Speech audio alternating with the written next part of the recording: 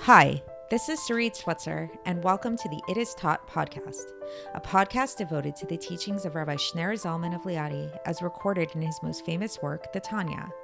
My hope for this show is to make these teachings accessible and relatable to the average person, regardless of prior Jewish education or affiliation. The episodes follow the prescribed daily study portions and are meant to serve as practical lessons in how to live your life as your true self and develop an authentic and powerful relationship with your Creator. I have personally experienced the effects the study of this work has had on me, and I'm excited to share what I can of this knowledge with you. So please join me on this journey of learning, self-growth, and connection with your source.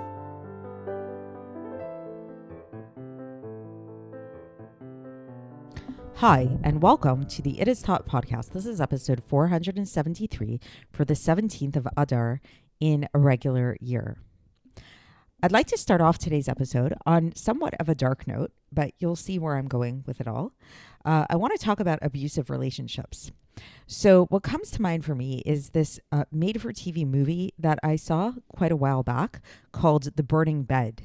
It's actually based on a true story, which makes it all the more horrific. It's very tragic. It's about a woman who was in a very abusive relationship. She was married to this man who was physically and emotionally abusive to her, and they would separate and then get back together and separate, get back together. And, this went on for years and years on end until it really, just ruined her life in every which way. And out of self-defense, she actually ends up finally running away and burning the bed and, lighting the bed on fire that her husband's in order to get away from him. And the police actually let her off the hook when they realized, even though the man ends up dying, they let her off the hook when they realized that this really was, a very battered woman, and she was really just trying to rescue herself and her kids. So they let her off as it being self-defense, or maybe they made her sentence very light. I don't remember exactly. But the big question that comes up, and the thing that really comes out of this movie is a very a question that many people ask over and over. Why did she stay with him for so long? Why did she keep going back to him? Why do so many women, and sometimes men too, we don't want to just limit it to women, but why do people stay in abusive relationships? What is going on? What is that about? And so what you see in this movie is that what happens is that there's as much as, as abusive as this man is, as much as he hits her and insults her and things like that, he has another side to him. The other side of him is that he's actually very loving. He cares about her deeply. Obviously, he has quite a bit of issues, and and he doesn't always express his love properly, but there are times that he really does clearly say how much he loves her, how much he needs her, and he's very emotional, very passionate, and all of that. And that's the hook. That's the hook that keeps her going. But ultimately, it's not enough. Ultimately, she does wake up at the end, and she does realize that this is a very unhealthy situation, and if she wants to survive, if she wants to live her life, literally in order to save her own life, she has to get out of this. So the moral of the story is that love, as alluring as it is, and as we can even say necessary as it is in a relationship, it's not enough. It's not enough just to have love. If you're married to somebody, or if you're in a friendship or a relationship with somebody and they love you really deeply, and his love for her was real. We don't want to doubt that love. It was a real love. If that love cannot be followed up with action, with treating the person the right way, how much can we say that love is really worth after all that?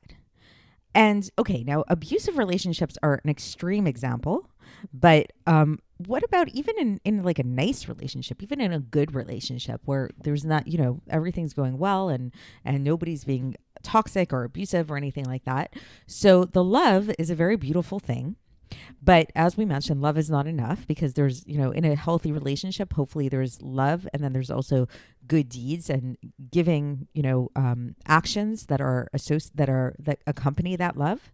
So when we look at those two components of the relationship, the love versus the deeds, the demonstrations of love, the acts of service, we can call them, that go together with the love, which one is higher? Which one takes precedent? Which one can we say is more valuable?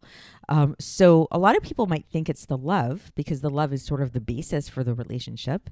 But the truth is, and this is going to be the focus of today's Tanya, in a certain sense, we can actually say that the love is actually subservient to the acts of service. There's something about the acts of service that's actually greater than the love. Why? Because the love, as great as it might be, is actually a very subjective emotion. And the fact that it's subjective makes it limited. So if you have a husband and a wife, and the husband loves the wife, or the wife loves the husband, each of them are experiencing a love that's very real and might be very, intense and passionate and all of that, but it's subjective and it's limited to their own experience. You could almost argue that it's selfish in a way, that when somebody experiences a feeling of love towards another person, that experience of love, it feels good to be in love. It feels good to love somebody else, but all those feelings are internally generated within you. The love itself is not actually doing anything for the other person if it's not backed up by anything else. I mean, it's nice to know that somebody loves you, but truly, the thing where the selflessness comes in, where the other person, the other entity comes in, is in the acts of service, is when you actually do things for the other person. That's where you truly bond with the other person in this more selfless way. And this indeed is the subject of today's Tanya. And we're going to apply this to God. And we're going to talk about the fact that as much as the Tanya is really kind of the thesis of the Tanya, is the theme of the Tanya is how to cultivate love and fear of God in a true way. And it's definitely a very big thing to do. And it's something that's very necessary in our service of God. The truth is, there's something about actions, there's something about mitzvahs, the performance of the physical deeds, that's higher than all of this. And the context for this discussion comes about through something that we began talking about yesterday, where we began a new chapter 35, and we were talking about the existential angst of the Beinoni, and the fact that the Beinoni is constantly, and this book that we're learning is the book of the Beinoni, the Sefer Shel Beinonim, and the whole journey of the Beinoni through life is battle. It's like they're always engaged in this internal struggle. Do they love God? Do they love the chocolate cake? Do they love sleeping in the morning? Do they love davening? What do they love more? And it's this constant war between these two opposing impulses that they have within them. And this can feel very frustrating to a Beinoni who wants to serve God properly. And it can feel kind of like it can make a person almost despondent, like, what's the point if I'm never going to get over this battle?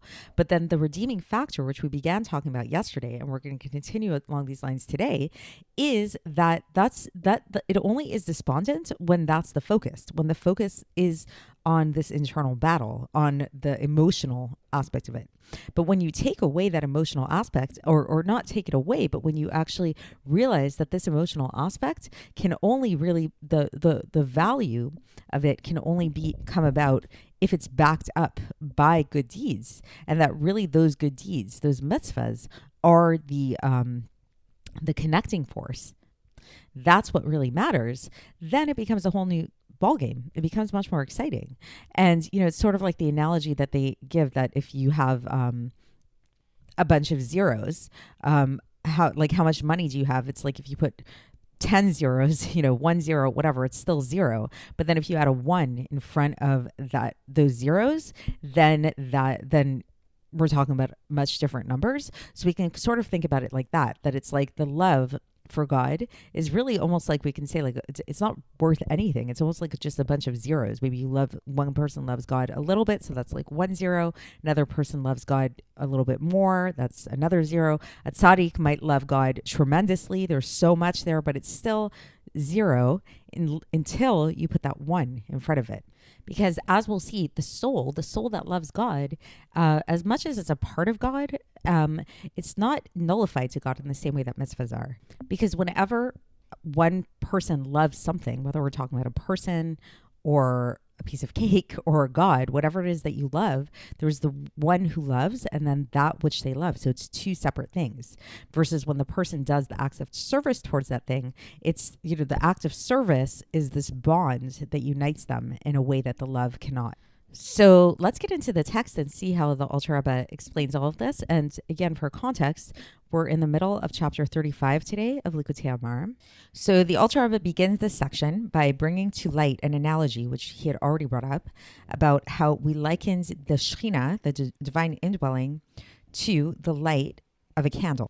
So the Alter Rebbe says that here to explain further and elaborate upon the mashal, this analogy, where we talked about how the light of the Shekhinah is like the light of a candle, where just like the light of a candle does not shine and does not hold on to the wick without oil, so too does the Shekhinah not rest on the body of a person who is likened to a wick. So the body of a person is, our bodies are likened to wicks. But the only way that the Shekhinah is able to rest upon the body of a person is through good deeds. And it's not enough just to have their soul, even the godly soul, which is a part of God himself. It's not, this godly soul does not serve as the oil. So a person might think that, their godly soul is the oil by which the Shekhinah is able to rest on the body. And the Alter Rebbe is saying, no, it's not. You need to have good deeds. And the Alter Rebbe goes on and he says that this is actually obvious and clear to any intelligent person. Why? So now he's going to elaborate upon that. So he says that even if a person is a total tzaddik, so what is a total tzaddik? As we have defined already, this is somebody who serves God with fear and love in a way of ta'anugim. So it's a very, very high, it's a love of pleasures. So this is like a very high level of love, the highest form of love that we talked about. And even still, so even such a person, think of the holiest person that you can think of, somebody who's truly serving God out of total fear and love all the time, they are not nullified in their source completely. To be completely nullified in the light of God, to become totally unified in total unity.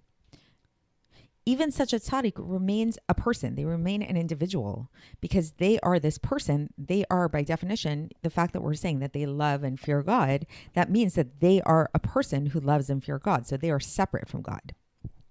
So this shows that there is something lacking in terms of this like unity and nullification to God. Like you can't be a self and totally nullified at the same time, basically. And so then the Alter Rebbe goes on and he says, which is not the case. When we talk about mitzvahs and good deeds, these mitzvahs and good deeds are God's will. And God's will is the source of all life for all of the worlds and all of the creations that came down into this world through different symptomim, constrictions, and different concealments of the will of God. So again, we talked about this a little bit previously of this whole idea how all the creatures in the worlds, everything, the life force, everything, it all comes from God's will. Sure, it comes down through these different permutations and concealments and constrictions and stuff like that, but ultimately everything in this world ultimately comes from the will of God. And it had to go down through all these levels in order for these things to be created in a way of something from nothing, and that these things have an existence in their own right so that they will not be totally consumed and nullified in their existence. So everything in creation basically is like a concealment of God, ultimately. However, the source of these things, the source of these creation, the source of the vitality of the entire universe is from the will of God. And now when we go back to what are the mitzvahs are the inner will of God. So the mitzvahs are the will of God. And there is no concealments like this. So the mitzvahs are in this separate category. They're not the same thing as other types of creations. They don't have the same concealment. And their life force is not something different from who it is, but it's actually, and the fact that this is the case, this makes them actually totally unified and subsumed in his will, and they are like one with him completely. So we're starting to understand that basically the Alter Rebbe is pointing out the difference between loving and fearing God. Even if somebody is a tzaddik and a really righteous person, this love and fear of God is still limited in the sense that there's a person who loves and fears God, versus when it comes to the mitzvahs and good deeds, these are an actual expression of God. So they're not concealed in the same way that other creations are, and they're actually the source of all of creation. So that's the end of the section for today. So in sum, while love is a very tremendous thing, we definitely want to cultivate love of God. It's not something we want to dismiss. On the other hand, love can only take you so far. Love is a subjective experience. It's limited to the lover, they who love. And by virtue of saying that one thing loves another, it actually points, perhaps ironically, at a separation, that there's the one who loves and that which they love, two separate objects. Versus the unique thing about mitzvahs is it actually is the way to dispel the separation. Mitzvahs are the bridge that can actually cause the separation to disintegrate, because mitzvahs are the actual will of God. And so when a person does a mitzvah, they actually connect with God in this way that's not limited to their subjective emotional experience of love, but they're actually just nullifying themselves to God's will, which is a much more unified experience. So that's it for today, and we will continue with this chapter tomorrow. So stay tuned, and I'll speak to you then. Thanks for listening to the It Is Taught podcast, hosted by Sarit Switzer. This podcast is dedicated in loving memory of my maternal grandfather, Avraham Yitzchak ben Binyamin HaKohen of blessed memory. Music by Shoshana. If you enjoyed this episode and would like to support the show, please share it with others and subscribe on YouTube, Apple iTunes, Spotify, or wherever you listen to podcasts. And make sure to leave us a 5-star review. To find out more about the It Is Taught project, including more information on my soon-to-be published book, please visit our website, itistaught.com. To catch the latest from me, follow me on Facebook, Instagram, and Twitter. Looking forward to speaking with you tomorrow, and until then, have a great day.